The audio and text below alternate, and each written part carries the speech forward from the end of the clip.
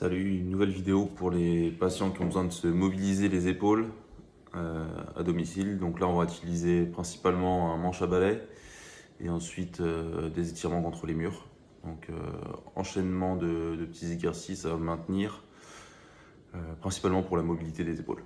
Donc on va commencer avec le manche à balai. On vient juste travailler, on vient mettre le manche à balai dans le dos, on l'attrape avec les deux mains, les paumes de main vers l'arrière. On se redresse bien, on va juste essayer de venir décoller le plus possible le bâton des fesses sans se pencher vers l'avant et on revient.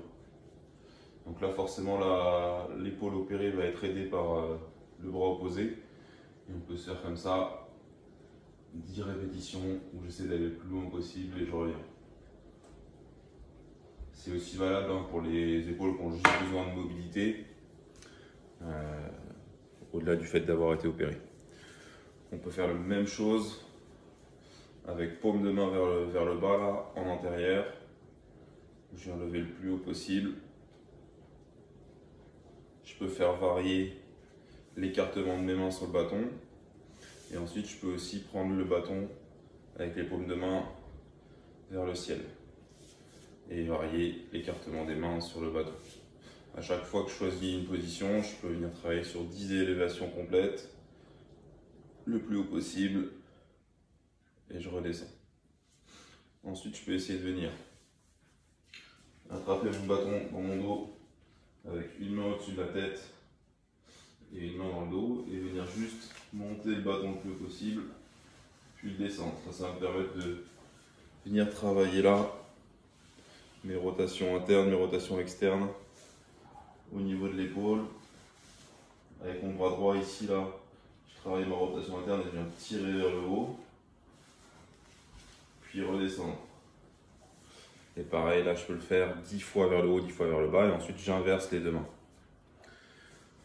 Ensuite, au niveau abduction, je peux venir travailler bras assez écartés sur le bâton comme ça, et venir pousser avec une main et retenir avec l'autre. Là. D'un côté et puis de l'autre.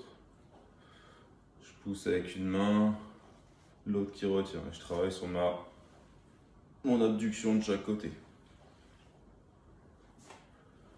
10 mouvements en balancier de chaque côté.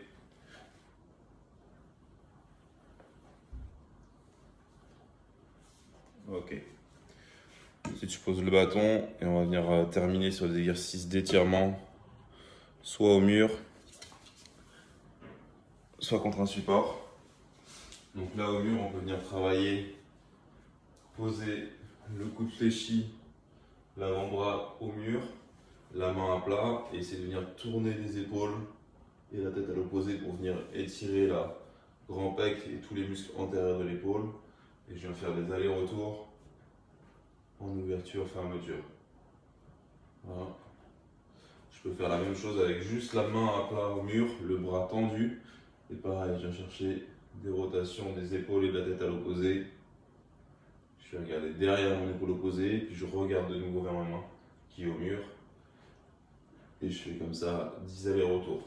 Coude fléchi, puis coude tendu, main à plat au mur. Ensuite, dernier exercice que je peux faire, c'est venir poser mes mains sur un support derrière. Bon, pas très bien. Ici, je vais poser mes deux mains sur un support derrière et essayer de me redresser au maximum et regarder vers le plafond. Si ça ne tire pas assez, je peux avancer un peu la jambe avant. Et là, c'est pour venir étirer plus dans le biceps ici. Donc attention, pour tous ceux qui ont été opérés du biceps, il faut y aller très tranquillement sur cette manœuvre-là. Donc voilà pour cette petite vidéo d'exercice pour les épaules. Vous pouvez faire ce programme-là, l'ensemble de ces exercices, sur 3 séries. Surtout si vous êtes assez frais post-opératoire, vous faites attention aux amplitudes, vous y allez progressivement. Si c'est plus pour de l'entretien articulaire, vous pouvez travailler jusqu'à 5 ou 6 séries et essayer de forcer un petit peu plus sur les fins d'amplitude pour gagner. Voilà, bonne séance.